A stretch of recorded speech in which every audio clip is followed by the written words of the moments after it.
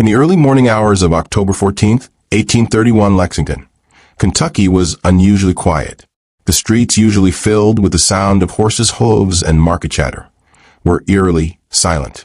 Fog clung to the earth like an old secret that refused to rise. The sun hadn't fully climbed over the horizon, and in the thick of this pre-dawn haze, the Reverend Elijah Dunbar was preparing to officiate a wedding unlike any other. Or so he thought. The invitation had arrived without a sender's name. Just a location, Briarwood Estate, 7 miles west of town, and a date. The envelope was pressed with a wax seal in deep maroon, with no family crest, no insignia, just a smooth, ominous circle, as if someone wanted to leave no trace. Still, Dunbar was no stranger to eccentric aristocrats. Lexington was, after all, a town with its fair share of secrets behind its white-pillared mansions. But even he couldn't have predicted what was waiting at Briarwood. The estate was an old plantation house hidden behind a thick grove of cedar and oak. It was said to have been built during the last days of the Revolution, and whispered to have housed Confederate meetings before there was even a Confederacy. The people of Lexington had stopped visiting the estate years ago, not because of any scandal, but because no one knew who still lived there. When Dunbar's carriage arrived at the gate, he was met not by a host, but by a young black boy no older than 10, dressed in what looked like a Civil War drummer's coat. A strange sight, given the war was still decades away. The boy said nothing, just opened the gate and pointed up the winding gravel road toward the house. No words, no smile, just the kind of stare that haunts a man's dreams. Inside the house, candles flickered from high windows. The air smelled of roses, not fresh, but dried, aged, and pressed into old books. There was no music, no laughter, no crowd. Just a woman standing at the top of the staircase in a white dress that looked less like bridal silk and more like mourning linen. Her face was pale, her eyes rimmed with dark shadows, and yet beautiful in a tragic, distant kind of way. She didn't introduce herself, but Reverend Dunbar understood. This was the bride. She led him without words to a small sitting room where a man already stood, tall, dressed in black from neck to boots, with a face like carved marble, cold, stern, and untouched by time. Dunbar noted that the man never blinked, not once. When asked for their full names to enter into the church record, the man spoke first, Jonathan Marchand. The woman, however, said nothing. Dunbar asked again, "And the bride's name, sir?" The groom simply stared at him, then turned to the woman beside him. She nodded slightly but didn't speak. "No need," Jonathan said flatly. "She will take mine." Dunbar hesitated. It is required by law that both parties be named, even if only for the register. Jonathan's lips curled into the faintest smile, not of amusement, but of warning. "Then write what you must. But know this, she has no name now. She is mine." The Reverend scribbled Jonathan Marchand and underscore on the license and prayed silently for mercy. He should have walked away. But something in the house, the silence, the eyes, the coldness in the middle of a Kentucky autumn, held him captive. He performed the ceremony, as brief and chilling as it was. And as soon as he said, "I now pronounce you man and wife," the woman collapsed into the groom's arms.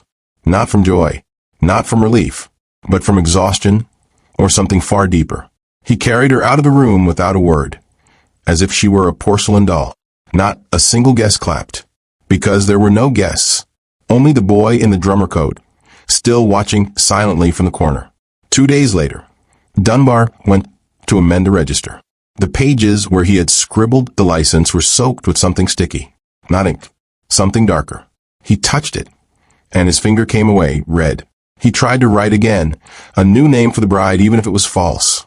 But every time he did, the ink would fade from the page, like it refused to hold her. It was as if the paper itself was rejecting her name. And in that moment he realized, she wasn't just unknown, she was erased. For the next several weeks after the wedding at Briarwood, the town of Lexington hardly spoke it. Not because they didn't care, but because something about it felt untouchable, like a bruise under the skin of the city. Everyone had heard whispers that Reverend Dunbar returned from the ceremony looking ghost-white and wouldn't enter the chapel alone anymore. that his hand shook every time he tried to sign the church register. But no one asked questions until the disappearances began. The first to go missing was Ruth Chambers, a seamstress in her late 20s who had been hired by an anonymous source to deliver lace and ivory gloves to a bride west of town. Ruth had left her shop in the early evening and never returned. Her family reported her missing the next morning. The constables searched the roads leading to Briarwood, but found only her sewing basket in the mud near the estate's eastern wall. The strange thing? There were no footprints. None leading away, none leading in. 3 days later, a stable boy from the town's edge went missing under similar circumstances. His name was Ellismore. He had spoken of a delivery job he had been hired for, something involving rare imported black tulips.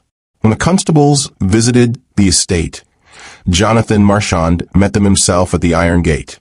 He was polite, cold, unmoved. There has been no seamstress, no stable boy, and no bride either, he said. The constables blinked in confusion. No bride? But Reverend Dunbar performed your ceremony. Jonathan's eyes didn't move. He was mistaken. There was no ceremony. Perhaps he dreamed it. One of the constables, a young man named Jeremy Nash, grew bold. Then explain this, he said, holding out the church register. Jonathan took it, glanced at the blank space where the bride's name should have been, and smiled. I see nothing written here. Do you? The moment Jonathan handed the book back, the ink began to fade again, right there in their hands. Within a week, Constable Nash was gone, disappeared after leaving his post to follow a lead. His horse returned the next morning without him, soaking wet and spooked. The town began to murmur. Was the bride ever real? Had anyone seen her? Really seen her? Other than Reverend Dunbar? Why would her name not stay on paper? Why were people vanishing the closer they came to the Marchand estate? But perhaps the most unsettling story came from a girl named Willa, who worked at a small bakery on Water Street. She had delivered a cake, a simple white confection, to Briarwood 2 weeks after the wedding. When she arrived, she was greeted not by a servant, but by the bride herself, pale, dressed in the same white gown, still holding the same bouquet of dried flowers from the wedding. She spoke only once. Thank you for remembering me. Willa swore the woman's eyes weren't just tired. They were hollow, like glass windows with no room behind them. She handed the cake over and ran. That night, Willa's reflection in the mirror began to change. At first it was subtle, her own face, but thinner, paler. Then one night, the reflection moved before she did, turned its head, tilted, blinked. She stopped using mirrors altogether, but she couldn't stop the dreams.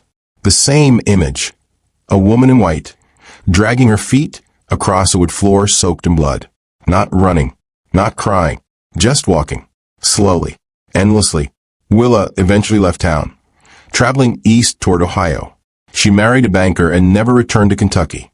But decades later, on her deathbed, she whispered something to her granddaughter that chilled the girl's blood.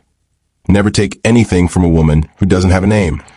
Back in Lexington, Reverend Dunbar could take it no longer. Tormented by guilt, and driven half-mad by the memory of the silent bride, he returned to Briarwood in the spring of 1832. He carried the register under his arm and a Bible in his hand. He was determined to set things right, to give the woman her name. But the gates of the estate were gone, not locked, not broken, simply not there, as if the land had swallowed them whole. The path up to the house was overgrown. No trace of the gravel, no wool tracks, no footprints. He hiked up to where he remembered the house standing, but there was nothing. No house, no chimney, not even foundation stones, just wildflowers and wind. The only thing that remained was the faint scent of dried roses. Shaken, Dunbar returned to town and demanded answers from the land clerk. The clerk, an old man with cloudy eyes, pulled a ledger from 1829 and shook his head. No one named Marchand owns property west of town. Never did. But I was there, Dunbar insisted. I married them there. The old man looked up. Then who did you marry, Reverend? Because Briarwood burned down in 1806. Dunbar stared at the clerk in silence. That's not possible. Oh, it's very possible, the clerk replied grimly. It caught fire during a wedding. They say the bride was never found, and her name was never recorded. From that moment forward, the Reverend never spoke of the wedding again. He resigned from the church a month later and was found dead in his home 3 months after that, seated at his writing desk, eyes open in terror. His final sermon still clutched in his hand. The last line read, "God writes all names in his book, but what happens to those who do not wish to be remembered?" Lexington, a town built on tradition and time, never spoke openly of Briarwood again, but the land west of town remained untouched. No one built there, no one hunted there, and to this day, it's said that if you walk far enough into the grove where the estate once stood, you can hear the faint sound of a wedding march played backward. And if you're not careful, you might come home with a bouquet of dried roses in your hands. By the spring of 1833, the townspeople of Lexington had mostly convinced themselves that whatever had happened at Briarwood was buried, literally and spiritually. The estate was gone, the groom vanished, and the bride, if she had ever truly existed, had become little more than a ghostly whisper passed between children in alleyways. But silence is not the same as peace. It was only a matter of time before the land began to speak again. The warnings came not as screams, not as apparitions, but as something far more mundane, letters. Folded neatly in cream-colored envelopes sealed with a wax stamp, each letter bore no name, no return address, no instructions. They simply appeared. The first was found on Mayor Alden Crisp's desk on a foggy Monday morning, laid delicately on top of his ledger. The paper was smooth but cold, as if it had never known warmth. Inside, the message was short and deeply unsettling. You forgot her, and now she remembers you. His hands trembled as he read the words aloud. Others followed within days, delivered in the same manner. One arrived at the home of Constance Wilkins, the aging schoolteacher who used to tutor children out near the Western Grove. Her message read, "The name you erased is watching." No one saw who delivered them. Some were slipped under doors, others balanced on windowsills. A few even appeared inside locked houses. Those who received them tried to destroy them, burn them, bury them, tear them apart. But the paper resisted. It would not catch flame. It could not be torn.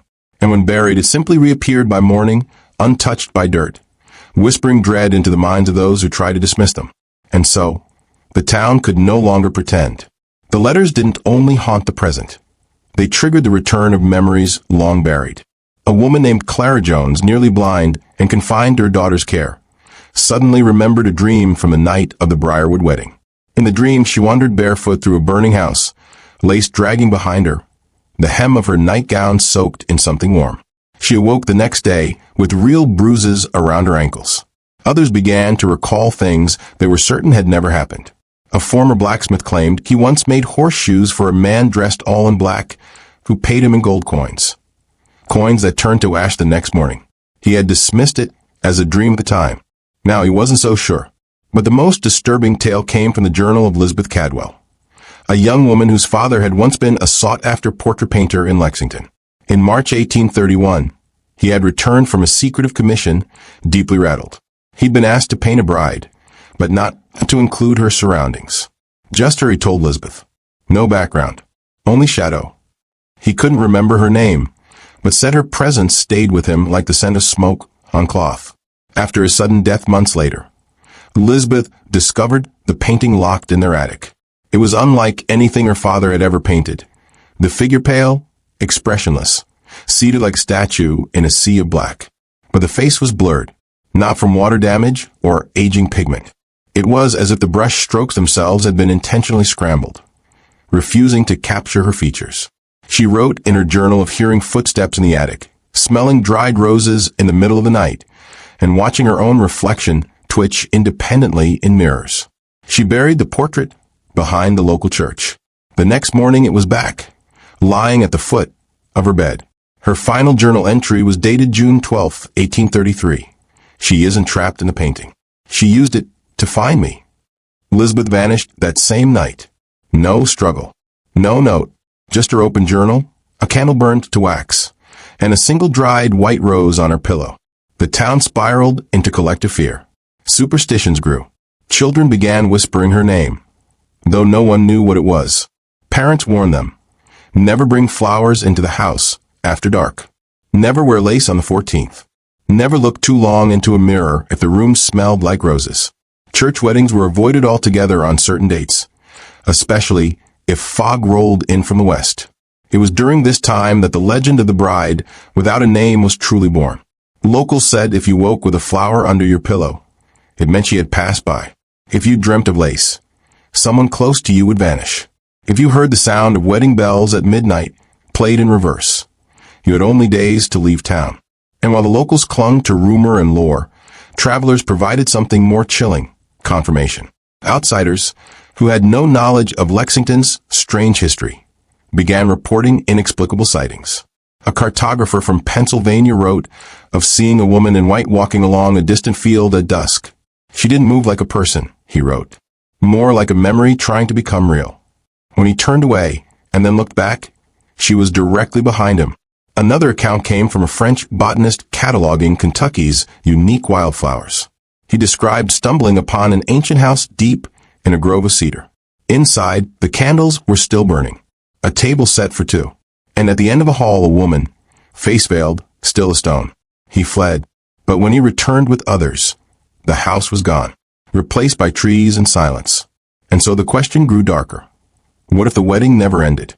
What if the ceremony was not a moment, but a curse? A cycle meant to be repeated, not remembered. The town's historians tried to rationalize it all. Some said the Marchand wedding was mass hysteria, that no such couple ever existed.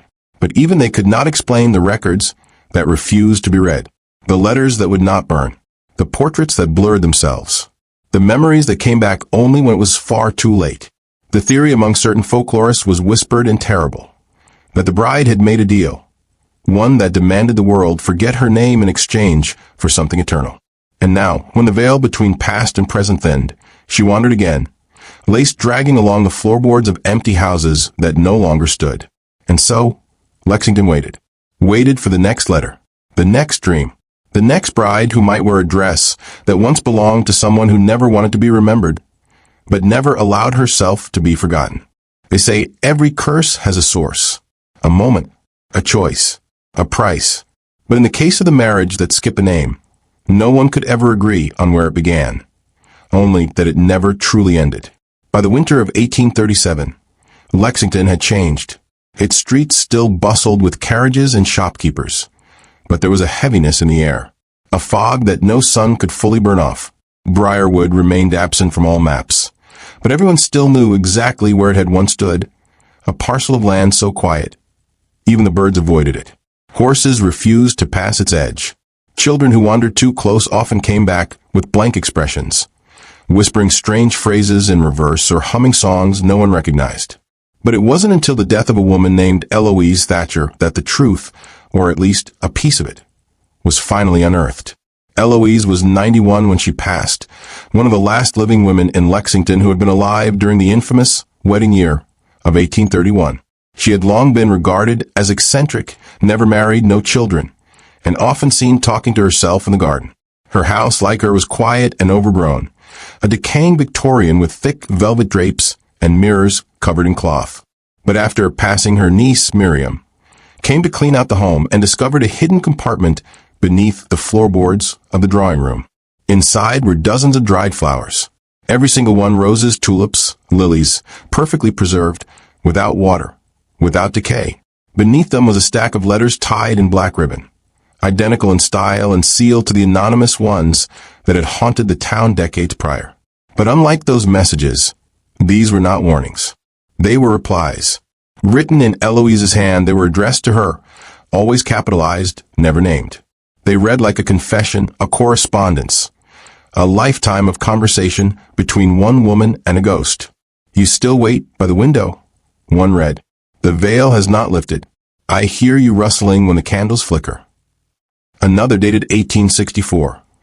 The girl who delivered the cake still dreams of your dress. I saw her in the market. She does not remember you, but her daughter will. Some letters were far darker. I told them you were real. They laughed. Now they are dust. Only I remember. I cannot stop. And then the final letter, dated just 3 days before Eloise's death. I'm ready. You may take my name now. That was the moment it all began again. Reports flooded in that spring. A young man delivering wood to a farmhouse near the grove never returned, though his horse did. A music teacher claimed her piano played a wedding march on its own in the middle of the night. A child was found wandering the old road west of town, clutching a flower she hadn't picked, speaking in a voice that didn't belong to her. Something had been stirred. But it was a funeral, not a wedding, that finally drew the town's eyes back to Briarwood. Eloise Thatcher's burial was scheduled for the 14th of April, to be held in the small cemetery at the edge of the grove. Against her written wishes, the townspeople gathered, if only out of curiosity. The moment her casket was lowered, a thick wind rolled through the trees, kicking up petals and dust in the shape of torn lace. The sky, moments ago clear, turned to bruised gray. The priest reading the final rite stopped mid-sentence, his voice choked by sudden cold. Everyone present would later describe it the same way. A pressure in the air, like the silence before scream. As the crowd began to leave, a girl in a white dress appeared at the tree line. No one saw where she came from. She stood barefoot, holding a dried bouquet, her face turned down. When someone called out to her, she looked up. And though no one could agree on the color of her eyes, everyone agreed on one thing. Her face was blurred, like a painting that refused to settle. She did not speak. She did not cry. She simply watched until the wind lifted again and she was gone. That was the last sighting of the bride without a name in Lexington. At least, the last one recorded. But the town changed after that. People stopped using mirrors in public buildings. Brides chose colored gowns over white. The local chapel quietly removed the page in their registry marked 1831, claiming water damage. But the truth remained tucked in drawers in old family journals, in the memories of children who never understood why they were told to never accept flowers from strangers. The story became a cautionary tale, then a legend, then folklore. But legends don't die. They sleep. And if you listen closely even now, on certain nights when the fog curls low and the air smells faintly of roses, you may hear it. The sound of a wedding march played too slowly, played backwards. Not from any instrument, but from the earth itself. And if you're walking alone and you feel the need to turn around to check if you're being followed, don't. Because the bride never walks in front of you. She waits behind, always just out of focus. And if she ever gets close enough to whisper in your ear, she won't say, "I do." She'll ask a question. "What was my name?" And if you can't answer, she'll take yours instead.